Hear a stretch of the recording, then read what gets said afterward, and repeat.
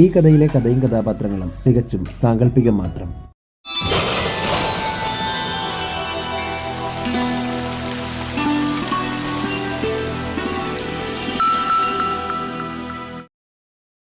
ഊർമിളാദേവി വേഗത്തിൽ ടെറസിലേക്ക് ഓടിക്കയറി.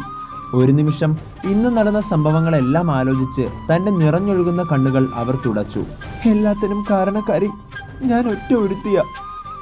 10-30 കൊല്ലങ്ങൾക്ക് മുൻപ് ഞാൻ ജാസ്മിനെ രക്ഷിച്ചതിൻ്റെ ഫലമാണ് ഇന്നത്തെ എൻ്റെ അമ്മയുടെ മരണം.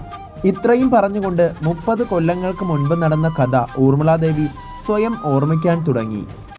30 വർഷങ്ങൾക്ക് മുൻപ് ശാലീനപുരം എന്ന ഗ്രാമത്തിൽ ശകുന്തളാദേവിയുടെ മൂത്ത മകൾ ഊർമിളയ്ക്ക് 18 വയസ്സ് പ്രായം. രണ്ടാമത്തെ മകൾ ശാരദ അന്ന് 10ാം ക്ലാസ്സിൽ പഠിക്കുകയാണ്. പ്രായം 14 വയസ്സ് മാത്രം. ഊർമിളയും ശാരദയും തമ്മിൽ 3 വയസ്സിൻ്റെ വ്യത്യാസം മാത്രമേ ഉള്ളൂവെങ്കിലും ശാരദയുടെ ചേച്ചിയമ്മയായിരുന്നു ഊർമിള. ഊർമിളയ്ക്ക് കല്യാണ ആലോചനകൾ ഒത്തിരി വരുന്നുമുണ്ട്. അങ്ങനെ ഇരിക്കെയാണ് ശാരദയ്ക്ക് ഒരു ബസ് കണ്ടക്ടറുമായി പ്രണയം ഉണ്ടാവുകയും അത് അതിരുവിട്ട കൈകളിലേക്ക് പോകാനും തുടങ്ങിയപ്പോൾ അമ്മയായ ശകുന്തളാദേവി ശാരദയെ US-ലുള്ള തൻ്റെ അനുജത്തിയുടെ അടുത്തേക്ക് കയറ്റി അയച്ചത്. ഊർമിളയ്ക്കും ദേശായി വീട്ടിലെ ജയപാലനും കല്യാണ ആലോചന വരെ എത്തിയപ്പോൾ തനിക്കൊരു കുഞ്ഞനുജത്തി ഉണ്ടെന്നും അവൾ US-ൽ പഠിക്കുകയാണെന്നും മാത്രം ദേശായിക്കാരോട് ഊർമിളയും അമ്മ ശകുന്തളാദേവിയും പറഞ്ഞു. ശാരദയുടെ തെറ്റായ ബന്ധം ദേശായിക്കാരറിഞ്ഞാൽ വിവാഹം മുടങ്ങുമോ എന്ന് പേടിച്ചാണ് ശകുന്തളാദേവി അന്നങ്ങനെ ഒരു വലിയ കളവ് എല്ലാവർക്കും മുന്നിൽ പറഞ്ഞത്. തൻ്റെ ഇളയ മകൾക്ക് 10 വയസ്സ് മാത്രമേ പ്രായമുള്ളൂ എന്ന് പറഞ്ഞുകൊണ്ട് ഊർമിളയെ ജയപാലിനെ കൊണ്ട് വിവാഹവും കഴിപ്പിച്ചു. ദേശായിക്കാരുടെ മുന്നിൽ ഊർമിളയ്ക്കുള്ളത് വളരെ പ്രായം കുറഞ്ഞ ഒരു കുഞ്ഞനുജത്തിയാണ്. പക്ഷേ വിവാഹശേഷം ഊർമിള ജയപാലിനോട് സത്യങ്ങളെല്ലാം തുറന്നടിച്ചു. ഇതിനോടകമാണ് ഇരുവരും ആ ഞെട്ടിക്കുന്ന വാർത്ത അറിഞ്ഞത്.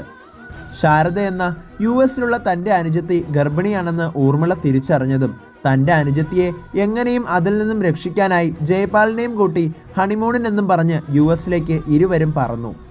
അവിടെ എത്തിയ ഊർമിള ശാരദയുടെ കരണത്ത് 2 പൊട്ടിച്ചെങ്കിലും തൻ്റെ അനുജത്തിയുടെ മുന്നോട്ടുള്ള ജീവിതം നന്നാവണമെന്ന ചിന്തയിൽ ശാരദയുടെ വയറ്റിൽ വളരുന്ന ആ കുഞ്ഞിനെ ഊർമിള സ്വയം ഏറ്റെടുത്തു.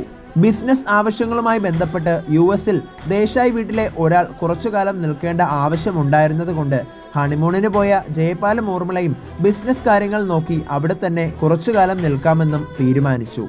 ദേശായി വീട്ടിലെ എല്ലാവർക്കും അത് സമ്മതവുമായിരുന്നു. അങ്ങനെ ഊർമിള ഗർഭിണിയാണെന്ന ഒരു വലിയ കള്ളം ജയപാലും ഊർമിളയും ചേർന്ന് വീട്ടുകാരോട് മുഴുവൻ പറയുകയും 10 മാസങ്ങൾക്കപ്പുറം ശാരദ പ്രസവിച്ച കുഞ്ഞ് തങ്ങളുടെ കുഞ്ഞാണെന്ന് പറഞ്ഞ് ഊർമിളയും ജയപാലും തിരികെ ആ കുഞ്ഞിനെയും കൂട്ടി നാട്ടിലെത്തി. ഈ സംഭവങ്ങളുടെ എല്ലാം പിന്നിൽ ഊർമിളയ്ക്ക് കൂട്ടായി ജയപാൽ എല്ലാ രീതിയിലും സഹകരിച്ചിരുന്നു. അങ്ങനെ ശാരദ പ്രസവിച്ച അർജുൻ എന്ന കുഞ്ഞ് ദേശായി വീട്ടിലെ അർജുൻ ജയപാൽ ദേശായിയായി വളർന്നു. തൻ്റെ സ്വന്തം മകനെപ്പോലെ തന്നെ ഊർമിള അവനെ നോക്കി വളർത്തി. ദിവസങ്ങൾ കൊഴിഞ്ഞു പോകവേ കുഞ്ഞിന് പാൽ കൊടുക്കാനും മറ്റാവശ്യങ്ങൾക്കുമായി ആരും അറിയാതെ കുഞ്ഞിനെ ശാരദയുടെ അടുത്തേക്കും തിരികെ ഊർമിളയുടെ അടുത്തേക്കും മാറ്റാനായി ഒരു സഹായിയെ വേണ്ടി വന്നു. അങ്ങനെ ഊർമിളയും ജയപാലും ചേർന്ന് കണ്ടെത്തിയ ഒരാളാണ് സിസിലി എന്ന ദേശായി വീട്ടിലെ വേലക്കാരി. കുഞ്ഞിനെ ശാരദയ്ക്കും ഊർമിളയ്ക്കുമിടയിൽ മാറി മാറി എത്തിക്കാനും കുഞ്ഞിന് വേണ്ട കാര്യങ്ങൾ ചെയ്തു കൊടുക്കാനും എല്ലാത്തിനും പ്രധാന ഘടകമായി നിന്നതും സിസിലി ആയിരുന്നു. മാസങ്ങൾ കടന്നു പോകവേ സിസിലിയും ദേശായി വീട്ടിലെ സ്ഥിരം ജോലിക്കാരിയായി മാറി. തൻ്റെ മകളെപ്പോലെ തന്നെ കണ്ടുകൊണ്ട് ശാരദയെ തൻ്റെ മകളായ മിനിമോൾ എന്ന് മാത്രം വിളിച്ചുകൊണ്ട് സിസിലി ശാരദയ്ക്ക് വേണ്ട എല്ലാ കാര്യങ്ങളും ചെയ്തും കൊടുത്തു. രഹസ്യങ്ങൾ മറച്ചു പിടിച്ച് മുന്നോട്ട് പോകവേ ദേവരാജനും ആ സത്യം ഒടുവിൽ തിരിച്ചറിഞ്ഞു.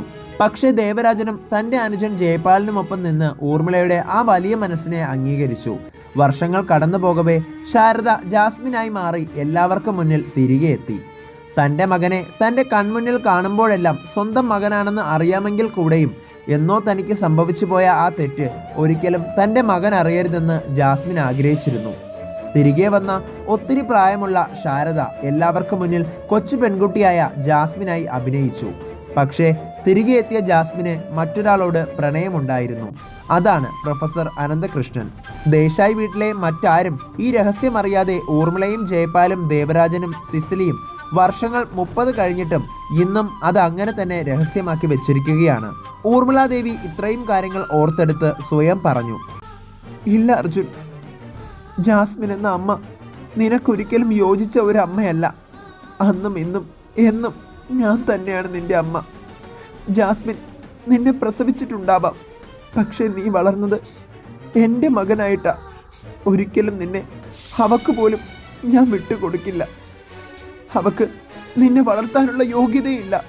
നിന്റെ അമ്മയാണെന്ന് പറയാനുള്ള യോഗ്യത അതെനിക്ക് മാത്രമാണ്.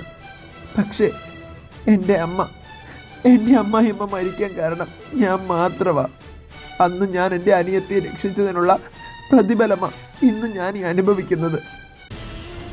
ഇത്രയും പറഞ്ഞ് ഊർമിള ടെറസിൽ നിന്നും താഴേക്ക് ചാടാനായി തുടങ്ങിയതും പെട്ടെന്ന് ഊർമിളയുടെ കൈ ഒരാൾ പിറകിലേക്ക് പിടിച്ചു വലിച്ചു. അത് മായാവതിയായിരുന്നു. എന്തു പറ്റി ഊർമിള ദേവി? അമ്മായിയമ്മ മരിച്ചതുകൊണ്ട് കൂടെ ചാവാൻ പോവുകയാണോ? അല്ല, അമ്മായിയമ്മ മരിച്ചതുകൊണ്ട് ഊർമിള ദേവി കൂടെ ചാവണമെങ്കിൽ അതിനൊരു കാരണം ഉണ്ടായിരിക്കുമല്ലോ. അന്നേരം ഊർമിള ദേവി ഒന്ന് പരുങ്ങി. അയ്യോ, ഊർമിള ദേവി വിയർക്കുന്നുണ്ടല്ലോ. അതായത് ഞാൻ പറഞ്ഞു വന്നത് ഇത്രയേ ഉള്ളൂ. മഹതിയമ്മ മരിച്ചപ്പോ കൂടെ മരിക്കാൻ ഊർമിള ദേവി തീരുമാനിച്ചിട്ടുണ്ടെങ്കിൽ അതിനർത്ഥം ഊർമിള ദേവിയുടെ മനസ്സിലുള്ള കുറ്റബോധമാണ്. എന്താ? അന്നേരം ഊർമിള ദേവി മായാവതിയെ രൂക്ഷമായി നോക്കിക്കൊണ്ട് ചോദിച്ചു. കുറ്റബോധമോ? എന്തിന്? അല്ല, ഇവിടെ എല്ലാവരും പറയുന്നത് എനിക്ക് വിശ്വാസമില്ല. മഹതിയമ്മ അവസാനമായിട്ട് കണ്ടത് ഊർമിള ദേവിയല്ലേ? അപ്പോ ഊർമിള ദേവിയുടെ വായിൽ നിന്നും വീണ എന്തോ ഒരു കാര്യം മഹതിയമ്മയ്ക്ക് സഹിക്കാൻ കഴിഞ്ഞിട്ടില്ല. അതുകൊണ്ടാ മഹതിയമ്മ മരിച്ചു വീണത്. എന്താ ഊർമിള ദേവി, ഞാൻ പറഞ്ഞത് ശരിയല്ലേ? അന്നേരം ഊർമിള ദേവി മായാവതിയുടെ മുന്നിൽ തല കുനിച്ചുകൊണ്ട് തൻ്റെ കണ്ണുകൾ തുടച്ചു. ഊർമിള ദേവി, എന്തു പറ്റി? ഈ മായാവതിക്ക് മുന്നിൽ ആദ്യമായി ഇങ്ങനെ തലകുനിച്ച് നിൽക്കുന്നത് കാണാൻ നല്ല ഭംഗിയുണ്ടെന്നേ എന്നും നിങ്ങൾ പറയാറുണ്ടായിരുന്നല്ലോ. ഒരിക്കലെങ്കിലും മായാവതി ഒന്ന് ജയിച്ച് കാണിക്കെന്ന്. എന്നാൽ ഇന്നിതാ എൻ്റെ ദിവസമാണ്. നിങ്ങളുടെ ഉള്ളിൽ മറഞ്ഞിരിക്കുന്ന ആ വലിയ രഹസ്യം അതറിഞ്ഞിട്ട് തന്നെയാണ് മഹതിയമ്മ വീണത്. എന്താ ഞാൻ പറഞ്ഞത് ശരിയല്ലേ ഊർമിളെ? അന്നേരം ഊർമിള ദേവി പെട്ടെന്ന് മായാവതിയുടെ മുന്നിൽ നിന്നും പിറകിലേക്ക് തിരിഞ്ഞു നിന്നു. അച്ചച്ചോ, ഉത്തരങ്ങളില്ലാതെ ഊർമിള ദേവി ശരിക്കും കത്തിക്കരിഞ്ഞ തീക്കനൽ പോലെയായല്ലോ. മഹതിയമ്മയുടെ ചിതയിലുള്ള തീക്കനൽ പോലെ. മായാവതിക്ക് മുന്നിൽ തോൽക്കുന്നത് മരിക്കുന്നതിന് തുല്യമാണെന്ന് ഊർമിളെ നീ പലപ്പോഴും പറഞ്ഞിട്ടില്ലേ? എന്തു പറ്റി ഊർമിളെ? സത്യങ്ങളെല്ലാം ഞാൻ അറിഞ്ഞു കഴിഞ്ഞു. അതെല്ലാവർക്കും മുന്നിൽ ഞാൻ പറയാൻ പോവുകയാ. നീ കാരണമാ ഊർമിള ദേവി മഹതിയമ്മ മരിച്ചത്. അന്നേരം ഊർമിള ദേവി മായാവതിയെ രൂക്ഷമായി നോക്കിക്കൊണ്ട് കരഞ്ഞു. മായാവതി, ഞാൻ അറിഞ്ഞുകൊണ്ട്. നിർത്തടി. നിന്റെ മുന്നിൽ പലതവണ ഞാനിങ്ങനെ കരഞ്ഞു നിന്നപ്പോ ഒരു ദയാദാക്ഷിണ്യവും കൂടാതെ എന്നെ ഈ വീട്ടിൽ നിന്ന് അടിച്ചിറക്കിയവളാ നീ. എക്കാലവും എപ്പോഴും നീ ജയിക്കുമെന്ന് കരുതിയോ? ഒരിക്കലുമില്ല. ഈ മായാവതിക്കുമുണ്ട് ഒരു ദിവസം.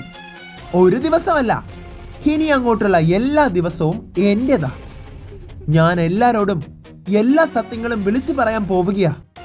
നീ ഇത്രയും നാളും ഒളിപ്പിച്ചു വെച്ച രഹസ്യങ്ങൾ എല്ലാവരും അറിയട്ടെ. അന്നേരം ഊർമിള ദേവി മായാവതിയുടെ കാൽക്കൽ വീണു. മായാവതി, വേണ്ട. നിങ്ങൾക്ക് എന്താ വേണ്ടത്? ഞാൻ മരിച്ചു കാണണമെന്ന് ഏറ്റവും കൂടുതൽ ആഗ്രഹിച്ച ആളല്ലേ നിങ്ങൾ. എന്നിട്ട് എന്തിനാ ചാടി മരിക്കാൻ പോയ എന്നെ അതിന് സമ്മതിക്കാതെ ഇങ്ങനെ പിടിച്ചു നിർത്തി ഉപദ്രവിക്കുന്നത്? നീ അങ്ങനെ ഒറ്റയടിക്ക് മരിക്കാൻ പാടില്ലടി. നീ ഇഞ്ചിഞ്ചായി മരിക്കുന്നത് എനിക്ക് കൺകുളിർക്കെ കാണണം. അത് കണ്ടിട്ടേ ഈ മായാവതിയുടെ കലി അടങ്ങൂ.